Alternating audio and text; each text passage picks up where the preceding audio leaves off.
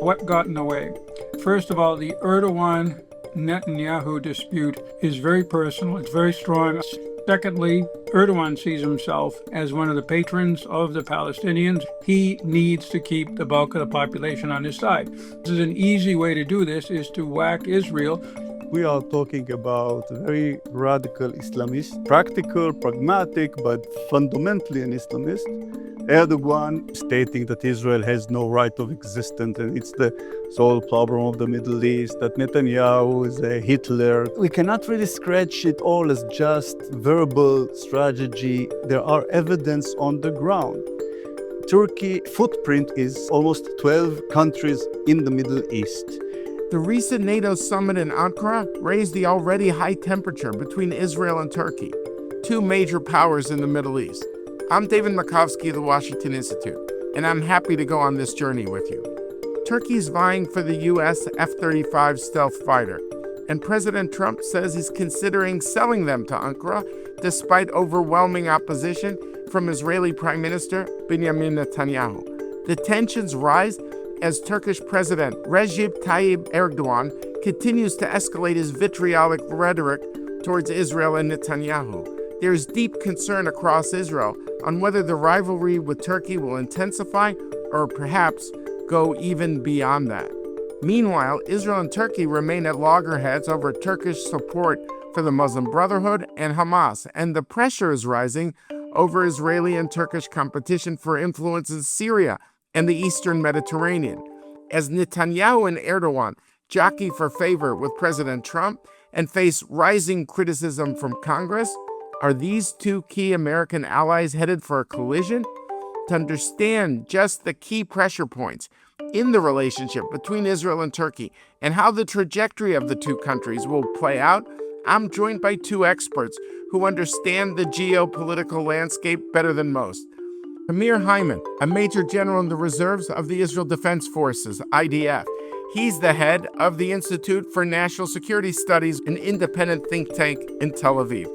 He served as the chief of the IDF's Intelligence Directorate from 2018 to 2021. Jim Jeffrey is a distinguished fellow at the Washington Institute and a former U.S. ambassador to both Turkey and Iraq. He served as a U.S. Special Envoy to the Global Coalition to Defeat ISIS in the first Trump administration and as a Deputy National Security Advisor in the George W. Bush administration. Jim Jeffries, Tamir Hayman, thank you for joining us today on Decision Points. Thank you, Dave. Thank you. So, Jim, maybe I'll start with you. I want to understand the origins of this rift between Israel and Turkey. How did this whole thing start and how has it expanded? First of all, nobody can dictate from the outside how a given country sees its important or existential security concerns. That goes for Israel, it goes for Turkey. Secondly, this is a Henry Kissinger site referring to the Soviet Union, but it's applicable. Total security for any one country means total insecurity for every other. The sources of this conflict between two countries who, even under Erdogan, but certainly going back many years, had a relationship nurtured by the United States, the ally or partner of both, and soldered by common appreciation of threats and no specific contradictions in national interests. So what got in the way? First of all, the Erdogan-Netanyahu dispute is very personal. It's very strong. I spent a great deal of time with each of them, including talking about this issue, and it's very personal. Secondly, with the Turks, it is the Gaza and West Bank situation, the Palestinians. Erdogan sees himself as one of the patrons of the Palestinians, including, sadly, Hamas. And his population, they're not more pro-Palestinian than Arab populations in the Middle East. The difference is they actually get to vote. And whatever cynical comments are made about Erdogan's playing fast and loose with democracy, trust me, from somebody who's been doing this for many years, he needs to keep the bulk of the population on his side. And this is an easy way to do this, is to whack Israel, which, let's face it, including here in the United States, has faced tremendous criticism, some of it unfair from my standpoint, but unbridled by sensibility or anything else anywhere in the world, from New York to, unfortunately, Istanbul. That's the second reason. The third reason is geopolitical. major powers rub against each other. Even though Iran, let's face it, has made a pretty impressive partial comeback since the 28th of February, Iran was all but knocked out of the great power condominium from October of 2023 on. It lost more or less all of its proxies. It had its nuclear program blown apart and its missiles. They're in a much weaker position. That means the last two standing are Turkey and Israel. And even if they don't have specific competing interests, the very fact that the other major power is going to have people eyeing each other. Finally, in Syria, that has suddenly become an issue because with the fall of Assad, the buffer between Turkey in the north, and it had troops there in Israel, operating its air force all over the south of the country during the war against Assad, and with troops on the ground, not just in the Golan, but now further into Syria, that's a specific area of tension. Okay, Tamir, I'll ask you the same question.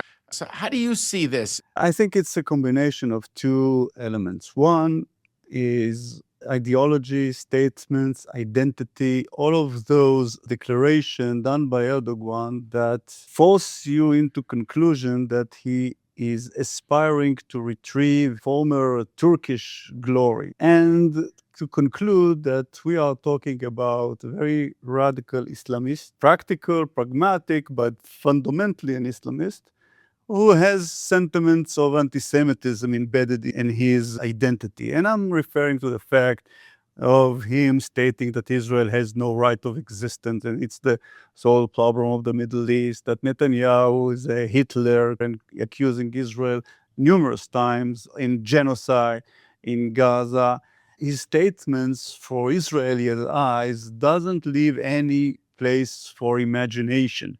He does not accept the existence of Israel. And I agree with James that some of it comes from the internal dynamics and politics of Turkey. But no doubt he's also using the Palestinian ticket in order to gain popularity domestically. But we cannot really scratch it all as just verbal strategy. There are evidence on the ground. The Turkey expansion in the Middle East is a phenomenon that is evidential. They are now spread all over almost 12 countries in the Middle East. And if you are checking the numbers and the footprint, it is obvious that they are expanding. We are not talking just about Iraq and Syria, where you can explain that with the Kurdish-Turkish frictions. No, not that. We are talking, of course, Syria and Turkey. Syria is a crucial aspect of that, and Iraqi, of course, but we are talking about Qatar, the largest base in Qatar. We are talking about Somalia, Libya. They are spread in a manner that resembles to the footprint of the Ottoman Empire. And the second thing, you are hearing sentiments that reflects the glory of the Ottoman Empire. The walls of Jerusalem that were built by the Sultan Suleiman the Greatest. He refers to that as if it's own. He has some authority on Jerusalem. And the way he acts similar to the Ottoman Empire doctrine is not a very comprehensive and very straightforward. It's loose presence that influence a kind of network that is being built. And those who are searching for potential threat accumulating on Israel can combine those two elements together. You have a very radical Islamist leader that creates a network of loose presence all across Israel in the Red Sea, in the north, in the east, flanks Israel from all across. It's not a Shiite presence, it's not a circle of fire of Soleimani, but if you are a kind of a state of mind like of Israel after October 7, which is very much alerted and worries that if it not catch the threats while it accumulates, it might end up with a catastrophe. And that what leads us to this very idea of the new Ottomanism and that's a threat of the expansion of Turkey. Jim, listening to Tamir, can you see Israel's perspective on this? First of all, Tamir and I, and you, David, and many of the rest of us, unfortunately, have been steeped in Iran's march through the region as an ideological, as a geopolitical, and most importantly, as a radical Islamic factor for 30 years. We know what that smells and looks like. I'm open to challenge, but I see nothing comparable to Turkey, not in its population. And a good chunk of the population, believe me, no matter what we say about the people on the streets in January and such, a big chunk of this population, as we saw at the funeral, loves this ideology, believes in it, believes that the national glory of Iran, going back to the Persian era 3,000 years ago, requires domination of the region. So, getting back to the Turkish military presence, northern Syria, northern Iraq, and Libya are all defensive, based upon what Turkey saw as the threat of encirclement by the PKK. Back before it had the ceasefire with the PKK, it had gone into both countries. And in the case of Libya, the fear of an Israeli, French, Cypriot domination of the Eastern Mediterranean. Now, you notice that with some help from the United States, but mainly, I claim, the absence of Iran, Libya has calmed down. Everybody is giving along, trying to bring the two sides together, Hikmah and the Russians and the Turks and the Emiratis and the Egyptians and such. And while the military presence defensively quite dramatic back in 2019, the Turks don't have much of a presence there. And of course, the minimal Turkish presence in Qatar, we all know the basis of that. It was the stink between Qatar and the rest of the GCC states. Erdogan and the Qatari leadership have this pro-Muslim brother worldview that brings them together. But the main reason is there is no cultural, religious, or economic push in Turkish society or population or system to be a big Middle East power beyond every country will fill in a vacuum. Israel's doing this. Turkey does this to some degree. It's just natural, but it's not there. They are a European country. They have 5 million Turks in Europe. They have migrants from the Islamic world. Another thing is, those of us who know the region going back years, I think you do, David, know that 1979, with the Islamic Revolution and the seizure of Mecca, the whole region changed dramatically. Be it when I was in Tunisia or be it when I was in Kuwait, upper class women told me about how gone were the bikinis, in were the veils and monk-like clothing that they wore. Nothing like this has happened with 25 years of Erdogan in Turkey. It is more secular today than it was when Erdogan took over. It still is, in many respects, a secular country, and Erdogan has challenged the prohibitions on Islam, mainly the wearing of headscarves, and he's built a lot of mosques, but he has not changed the culture to be an Islamic state and to have that sense that the Iranians have, which fuels their advance. The other thing is they have a lot of other interests. They have the Caucasus, they have the Black Sea, they have Russia, which is both an economic partner and a very serious rival and threat. But most importantly, they have Europe. They have a customs union with Europe that has been one of the reasons it's now a G20 economy with literally thousands of European firms investing in Turkey. And of course, they're a NATO state. These are all both indicators of where the real focus of the country is, its population, its leading elites, its business class, even its military, as well as a break on trying to go in some other direction. I'm not sure Erdogan wouldn't like to take it in that direction. That's another question. I've never been able to figure that out. What I'm trying to say is his means to do so are limited, even with the powerful position he's in. Quick comments. First of all, I totally agree with James regarding that there's no real sense on comparison between the Iranian threat and the Turkish threat, and whoever does that doesn't really understand what is the Iranian threat fundamentally. It benefits Iran if they are compared to Turkey in any measure, but if there's one common denominator between Qatar, Libya, Sudan, Somali, Gaza, they are all Islamic Brotherhood connections. And I do believe that ideology and religion count a lot in the Middle East. Whoever wants to ignore that will never understand the Middle East. It's not always cool, mind, interest, cold thinking, rational strategy. No, there's ideology beneath that. And Turkey and Qatar are promoting ideology. They are backing Hamas. It's not a new phenomenon. And if there's another common denominator, look who is on the same side and who opposes the sides of Turkey. And you'll find that each and every one of those areas, UAE supports the other section. UAE knows better than us what is Islamic Brotherhood looks like in terms of ideology.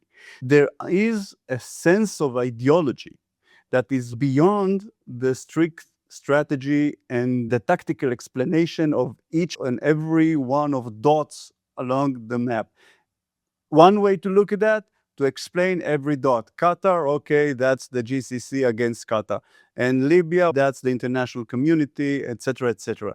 But if you look at the broader picture, there's ideology, Islamic Brotherhood malign ideology that is being supported by the dual power of Qatar and Turkey. And now it's expanded a little bit to Pakistan and Saudi. This is something that we need to identify. I'm not labeling it as a ring of fire or whatever you want to call it, but I would suggest that we see the negative aspect of Islamic Brotherhood expansion sponsored by Turkey and Qatar.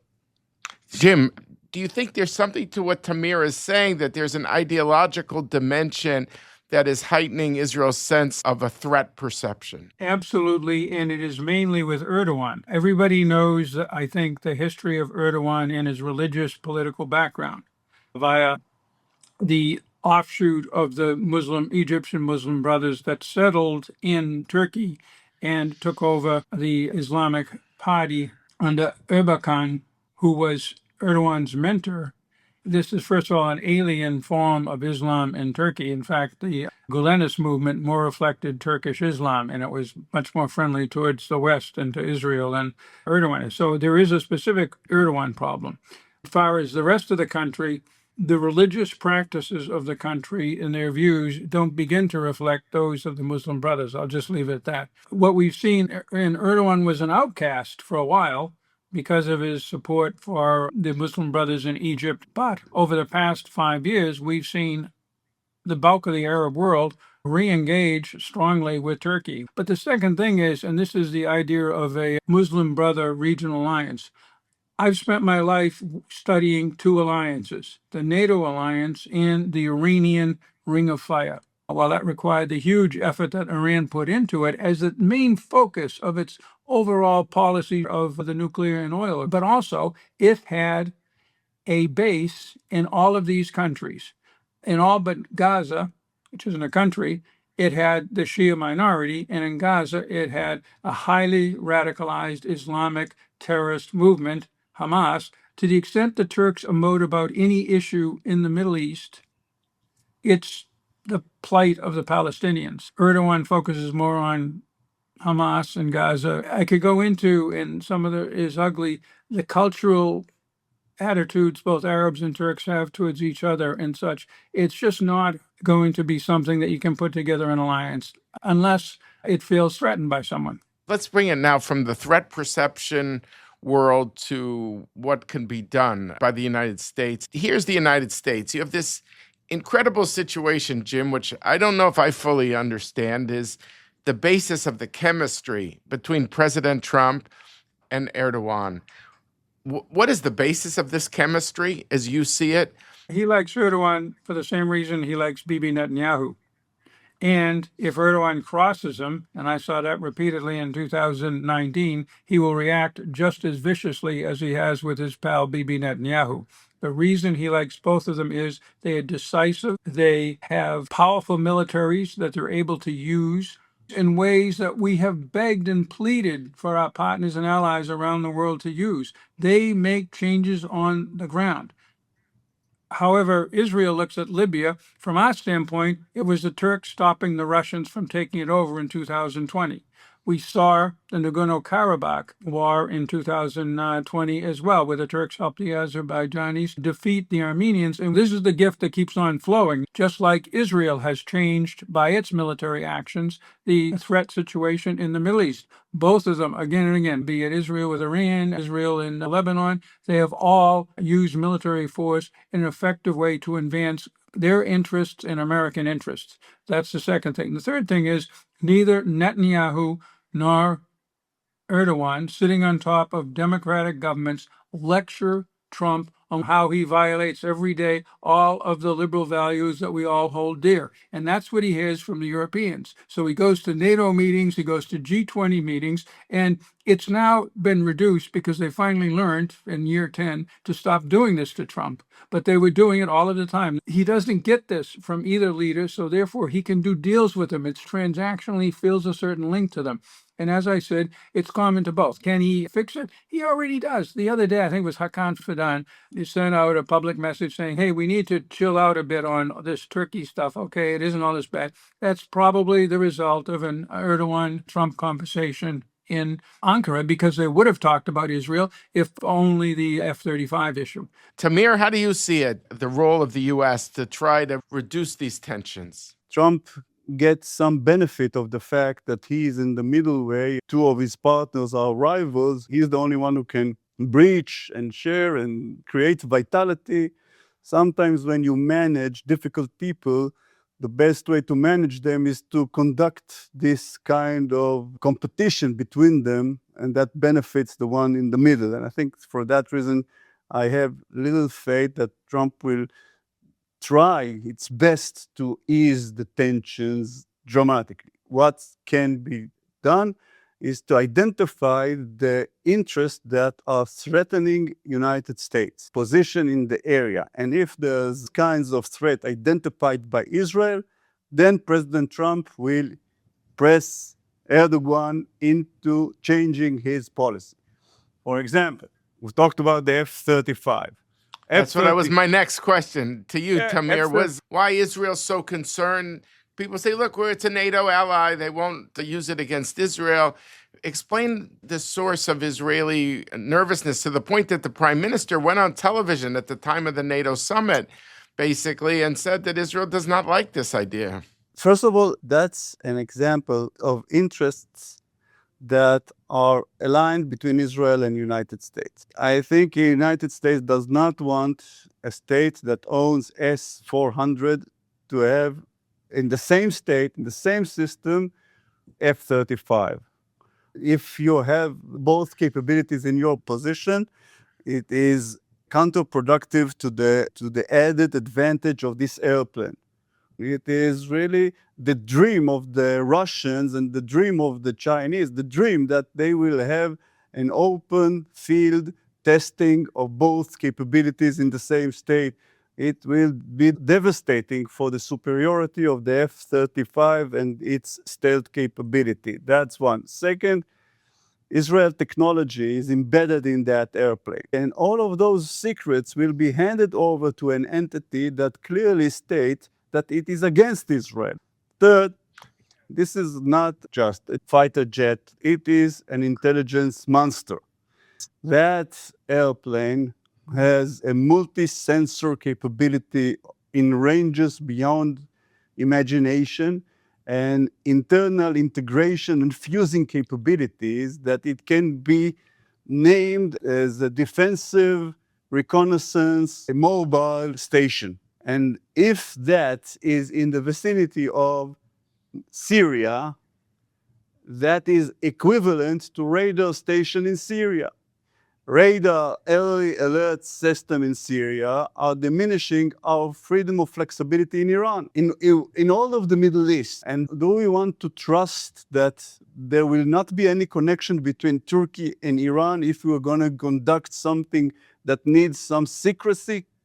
I highly doubted that. And for that reason, that this capabilities in that hand right now is something that Israel is worried about. And it's not over quality military edge, QME. Now, I know it's NATO, it's a partner, it's not part of the legislation. I know that, okay? It's not that. Eventually, it will be transferred into Turkey, and Turkey was a part of the JSF in 2002 before it was kicked out of it. But we need to address Israel's security challenges, as I laid before we are stepping in and just signing it without any restriction, without any procedure, without any guarantee.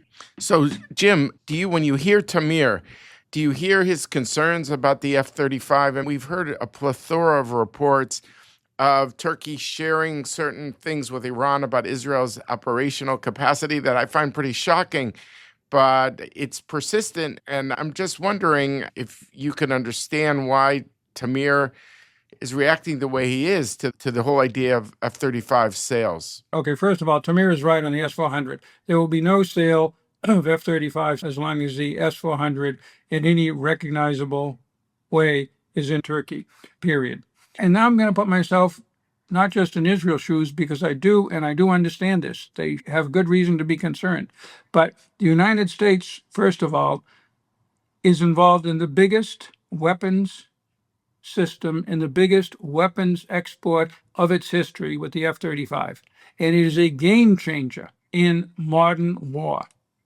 To think that the United States would blithely allow any part of that component, whether it comes from Japan or Australia or Britain or Israel, or when they were working on it, Turkey, to easily be passed on to somebody else, I think is wrong. And as we know, every single weapon system, the Israelis have to live with this too, that we pass on, is subject to veto if it's used in a way we don't like. But the reason that Trump wants to give the F-35 to Turkey is that Trump has come around to realize that Russia is really a serious threat. And Turkey is, while it has pretty good relations with Russia in some areas, also done more to block Russia, again, Syria, Libya, the Caucasus, but most importantly with Ukraine.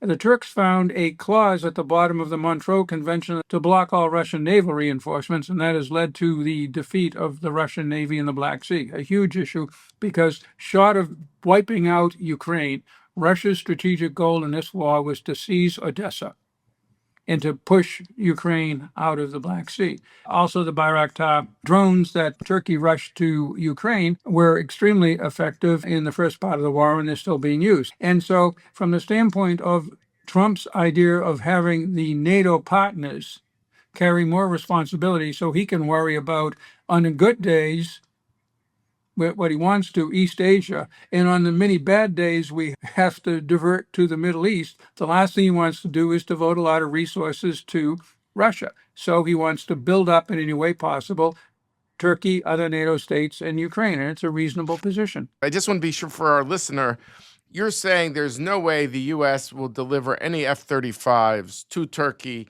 so long as the S-400s are there. The Russian systems are on Turkish soil. Unless they have been so dismantled and so monitored by us. One of the things was put it in Incirlik right next to some other sensitive stuff we have there. And the reason is, as Tamir said, these systems cannot talk to each other electronically. It's too big of an espionage risk. The second thing is there's a law, which is specifically no F-35s, if S-400s. And Trump can violate many things. I don't think he can violate this thing, particularly in the face of absolute resistance from the military. I want just to comment, because apart from all of the tactical military things that I think Jim addressed, Jim really faced the elephant in the room. The problem is that you're giving added military capabilities and enforcing Turkey. That's the problem. And Turkey right now is in a collision course with Israel. We should avoid labeling them as enemies. But currently, look what happened in East Med, how Turkey reacts to our expanding, trying to connect ourselves to Greece and to Cyprus. Look what happens, and we have already spoke about the Middle East. We are in a collision course, and what US is trying to do right now is to increase the capabilities and upgrade Turkey right now. And that's more important from all of the rest of the problems that Jim described. Okay, so Tamir, let's just go to some of these hot spots, like Syria, for example. Is there a way to disentangle Turkey and Israel when it comes to Syria? There is. It is totally connected to Ashara and what's his strategy, and whether he can find contradictive interests between him and Turkey, and I'll get that in a minute. But just to demonstrate what is behind the Turkish deployment in Syria, it is T4. T4 is an aerial base previously used by the Iranians and the Russians. It is in Tadmor, the eastern part of Syria, on the route to Iran. And it is considered to be a strategic point just if you want to control the airspace that beneath Israel and the eastern Middle East. And that is why Iranians and Qasem Soleimani insist on getting that base. And we struck endless times in that base. And as soon as the Iranian left and the Russian left, Turkey wanted to deploy early detection system in that same base. So it's not just coincidence, it's a strategy. As for the potential of confliction, it is connected to the fact that Ashara does not want to be under the boot of the Turkish. And Ashara is in a very difficult situation. Bashar is the president of Syria. Yeah, thank you. He rose to power thanks to the Turkish supervision in the Idlib pocket for years. And so one thing he's done, he is allowing them a huge buffer zone that nobody speaks about, that is 20 times big than the buffer zone that Israel uses on the Syrian Golan Heights in the southern part of Turkey, the Kurdish areas in the northeast part of Syria. Another thing that he allows them is to expand in outposts that currently without strategic capabilities, after they tried to deploy strategic capabilities and faced Israel reaction. But he wants a different sponsor. He wants the big money from the Gulf. And he is now nurturing a competition between Saudi, UAE, and Turkey. And he benefits for huge investments from the Gulf states. That is a potential. Unfortunately, right now, Saudi and UAE are also in a collision course, and there's not a coherent GCC policy regarding Syria. But if there was a GCC policy regarding Syria, and you ask about the role of United States, here is a place that United States can do dramatic influence. And it seems that's not the case. There's not even a special envoy to Syria right now. He was pulled back from the scene. The only thing that's happening is President Trump flatters Ashara and lets the market pressure do its stuff without coordination, without the waypoints of reduction, reduced potential threats from this upcoming regime in Syria, without channeling the investment in order to ensure that Turkey is diminishing its footprint in Syria and there's no strategic capability. Last, Israel has now control over a buffer zone inside Syria. One of the points is crucial in terms of strategic posture, which is the high point, the peak of the Hermon mountain. That is crucial. I doubt if we will ever withdraw from that. It was all through the years was superior to our posts in the Israeli Hermon, and it was an ongoing threat, and it is really valuable out there.